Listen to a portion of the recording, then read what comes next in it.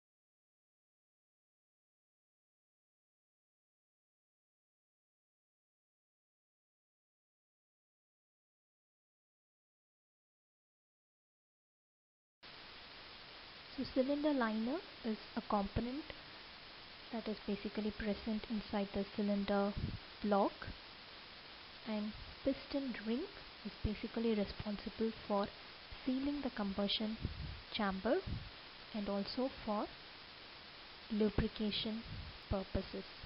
So we'll talk about the manufacturing of these two components, cylinder liners and piston ring. Both of it, cylindrical components, can be produced by centrifugal casting. So in case of centrifugal casting, you have a metal die which is first preheated and it is rotated at high speed. And into this die, the molten metal is poured at one end, and because of the centripetal forces, the metal gets evenly transferred along the length of the die, and hence it builds up a wall thickness. And when this component is being rotated continuously in this die, all the non-metallic inclusions such as slag will be forced towards the inner surface of the casting, and this inner surface, which contains unwanted material, can be subsequently removed by machining.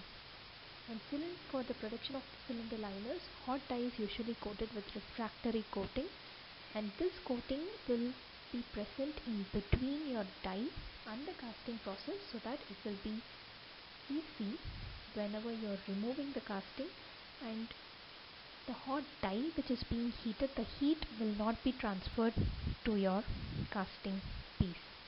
On the right you can see the pictures of cylinder liners, which are basically the cylindrical components, and you can see the piston rings as well.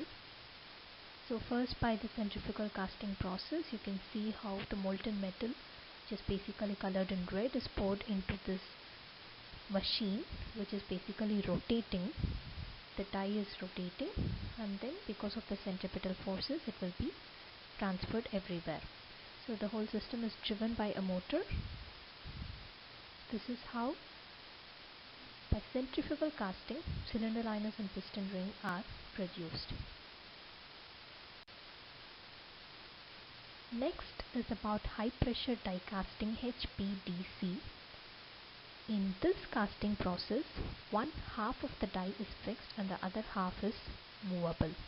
And this machine is horizontally aligned, and the molten metal is poured into this machine up to a pressure of 1200 bar, that is a high pressure, and this pressure will be forced upon after the molten metal is poured into the die, and these two plates, which is a fixed plate and the movable plate, will be locked together.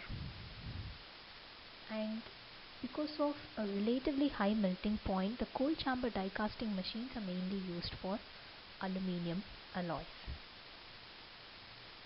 So here what happens is the casting assembly is located outside the melt, and when the molten metal is fed to a short chamber from where the piston drives the metal into the die. So that is how the molten metal is poured into the die. So you can see in the picture on the right that there is a plate that is fixed towards the right. On the left plate it is movable. You can see provision, the slot through which the molten metal is poured into this die. So once this metal has solidified, you can easily move this movable plate of the die, and then the casting can be ejected. This is high pressure die casting. Important thing to remember is the pressure is up to 1200 bars. Next is low pressure die casting process. Similar to the high pressure die casting, here also you have two different parts, two different halves of the die. The one is fixed and the other one is movable, but you can see that the machine is aligned vertically. So below the fixed plate you can see that there is a furnace where you have molten metal that is poured into it, and from this furnace, using a pressure of 1 bar, this molten metal is injected into the die chamber. And this die chamber is usually a permanent mold. Those sand molds could be used, and you can see the movement is against the gravity.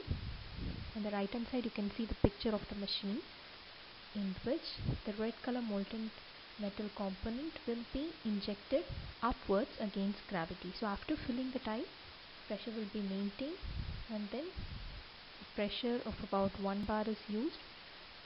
So then the molten metal will solidify, and then you can remove the component from this system by moving the movable plate. This is low pressure die casting against gravity and maximum pressure of 1 bar. So these are the three different casting processes. So through casting the surfaces will be rough, but if you see the cylinder liner and piston ring, these are precision components, and the surface has to be smoothened and the dimensions have to be precise, because of which the following process would be machining and finishing. So what are the various machining and finishing processes that are being done? In case of piston ring, you can see that there is a slot or a gap in the ring. So the ring is not a complete circle. You can see that there is a slot that is basically done for fixing the piston ring into the cylinder. So that is done by machining process. And then, as I've already mentioned, in cylinder liner, so the inner surface will be made up of non-metallic components, that is unwanted components, because of the centrifugal process. So that has to be removed again by machining process. And in case of machining process, rough turning can be done with some kind of tolerance, and then boring is done to ensure that the diameter inside is achieved. And finally, after these processes, the finishing process will include turning and grinding to make sure that the dimensions are precisely manufactured. So this is how these two components are manufactured: casting, high pressure die casting, low pressure die casting, centrifugal casting, followed by machining and finishing processes.